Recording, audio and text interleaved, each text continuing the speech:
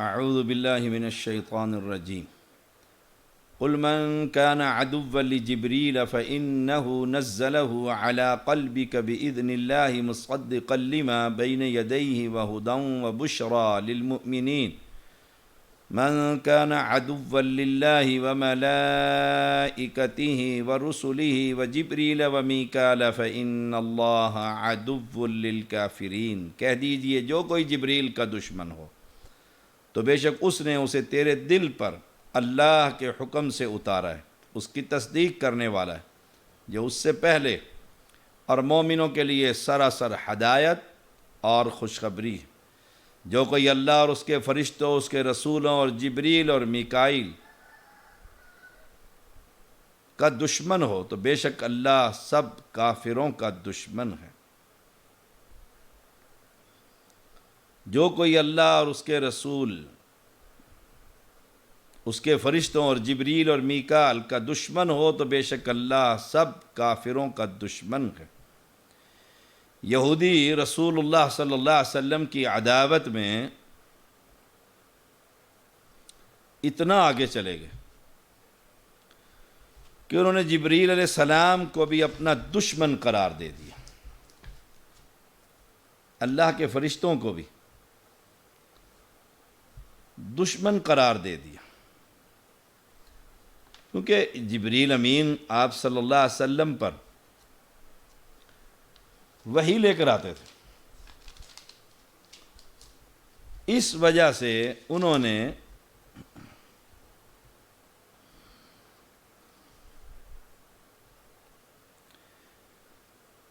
جبریل علیہ السلام کی بھی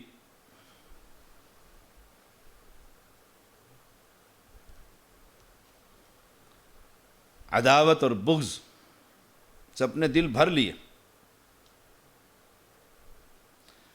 ان کا عقیدہ اور خیال یہ تھا کہ جبریل علیہ السلام کو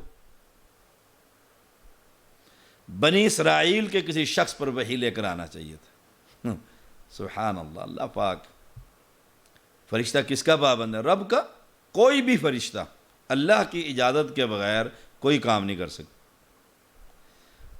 اب جبریل علیہ السلام سے دشمنی یہ کہ نبوت کا جو تاج محمد صلی اللہ علیہ وسلم کے سر پر رکھا ہے، جبریل کو چاہیے تھا وہ اہل کتاب میں سے کسی شخص پر رکھتا،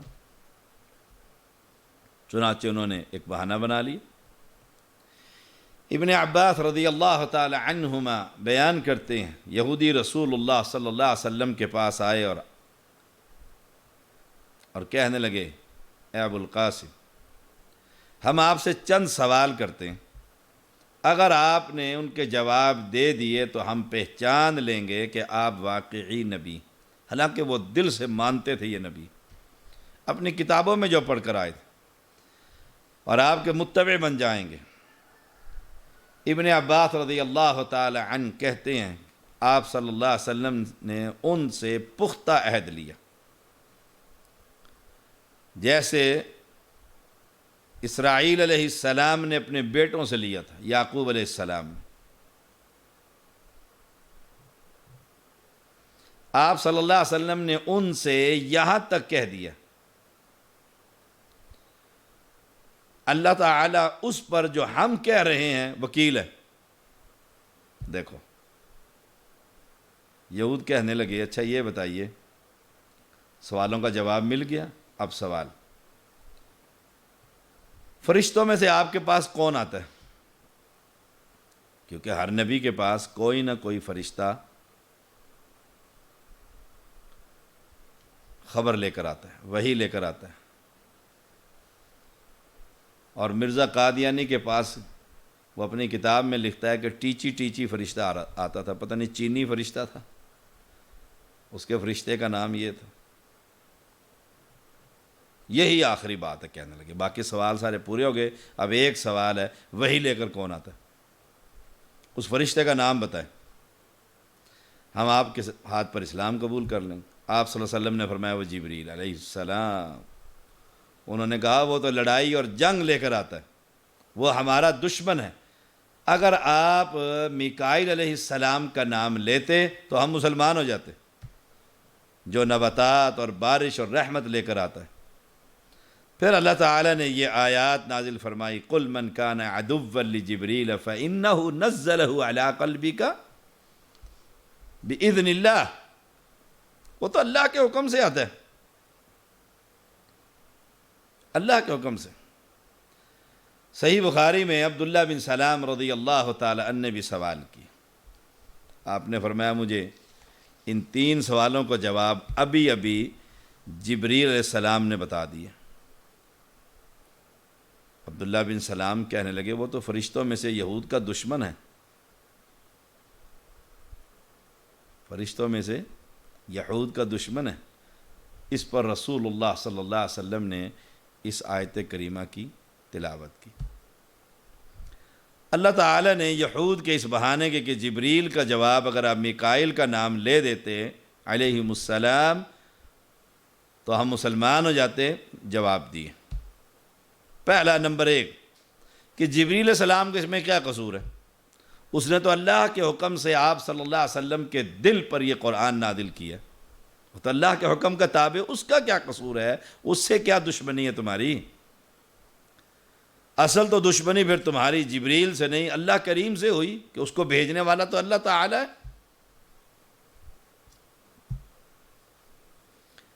نمبر 2، اگر جبریل علیہ السلام نے تمہاری کتاب کے خلاف یا گمراہی اور عذاب والی کوئی بات کی ہوتی تو بے شک تم اس سے عداوت رکھتے، اگر جبریل نے یہ سارا کام کیا ہوتا،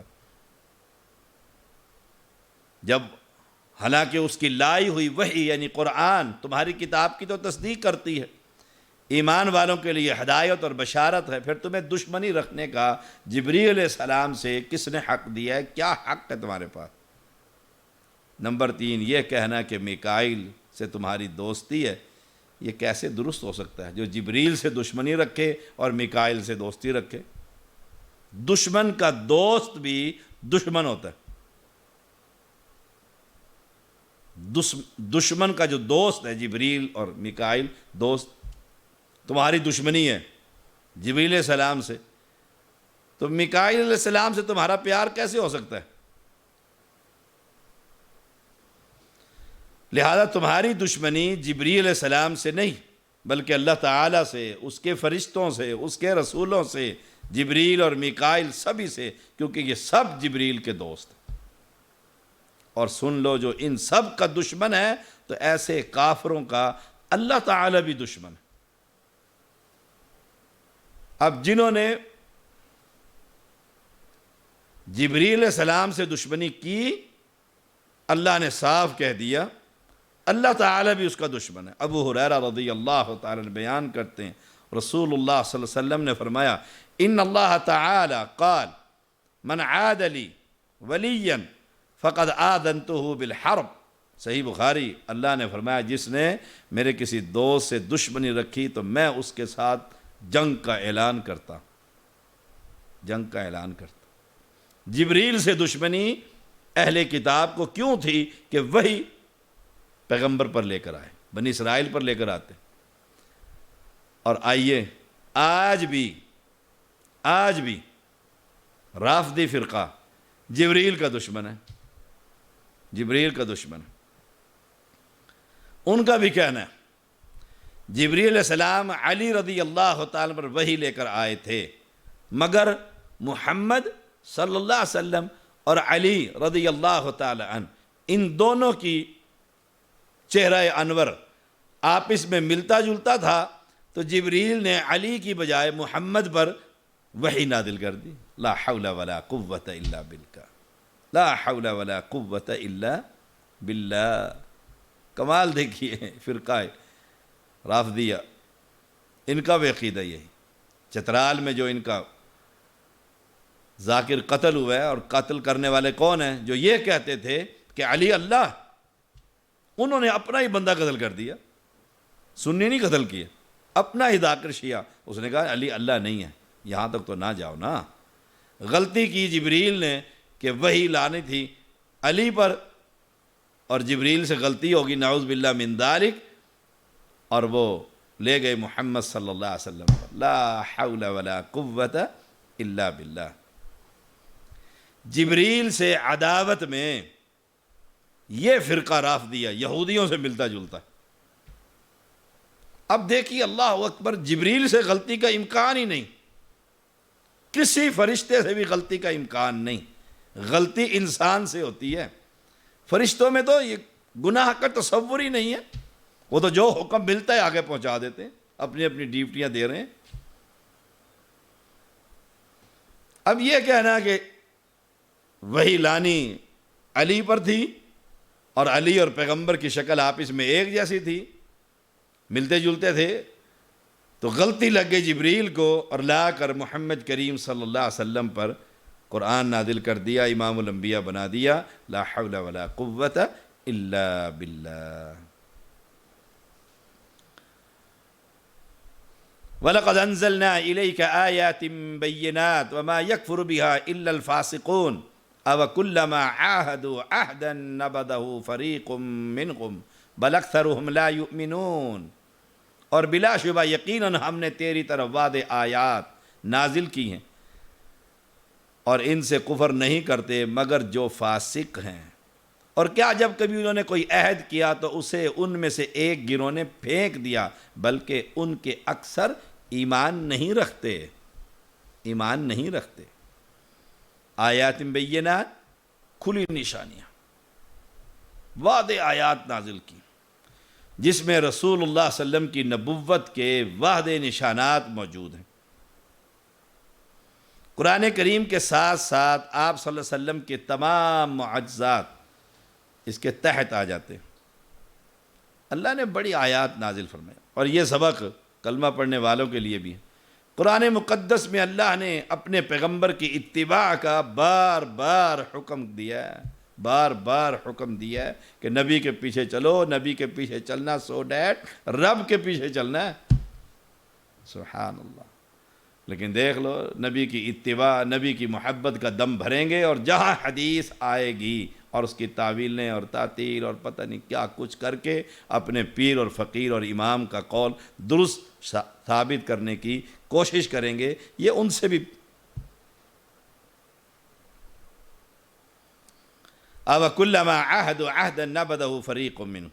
یہاں سے یہود کی ایک اور گندی عادت، یہودیوں نے نبی اکرم صلی اللہ علیہ وسلم کی مدد کرنے اور اس پر ایمان لانے کا عہد کیا، مگر وہ اس عہد سے پھر گئے اور کہنے لگے ہم سے اس قسم کا کوئی عہد لیا ہی نہیں گیا، فارغ۔ اس آیت میں اللہ تعالیٰ نے آپ صلی اللہ علیہ وسلم کو تسلی دی ہے کہ عہد شکنی تو ان کا وتیرہ ہے، ان کی نسلوں کا، ان کے آباء و اجداد کا۔ جب بھی ان سے کوئی عہد لیا گیا، ان میں سے ایک گروہ نے پس پشت ڈال دی، نہ مانا۔ بہت سے لوگ تو تورات پر سرے سے ایمان ہی نہیں رکھتے تھے۔ ایسے لوگ اگر آج آپ کے ساتھ عہد شکنی کریں تو تعجب کی کیا بات، تعجب کی کیا بات، یہ تو نسلاً ہی ایسے۔ وَلَمَّا جَاءَهُمْ رَسُولٌ مِّنْ عِنْدِ اللَّهِ مُصَدِّقٌ لِمَا مَعَهُمْ نَبَذَ فَرِيقٌ مِّنَ الَّذِينَ أُوتُوا الْكِتَابَ كِتَابَ اللَّهِ وَرَاءَ ظُهُورِهِمْ كَأَنَّهُمْ لَا يَعْلَمُونَ۔ اور جب ان کے پاس اللہ کی طرف سے ایک رسول، اس کی تصدیق کرنے والا آیا جو ان کے پاس ہے، تو ان لوگوں میں سے ایک گروہ نے جنہیں کتاب دی گئی تھی، اللہ کی کتاب کو اپنے پیٹھوں کے پیچھے پھینک دیا جیسے وہ جانتے ہی نہیں۔ رسول اللہ صلی اللہ علیہ وسلم کے وہ تمام اوصاف موجود تھے جو وہ تورات میں پاتے تھے اور من و عن پیغمبر کی ذات میں موجود تھے۔ سبحان اللہ، کمال ہے پیغمبر کی صداقت کا۔ جو تورات میں پڑھا آ کر دیکھتے وہی پاتے، جو صرف دیکھتے پیغمبر میں موجود تھی۔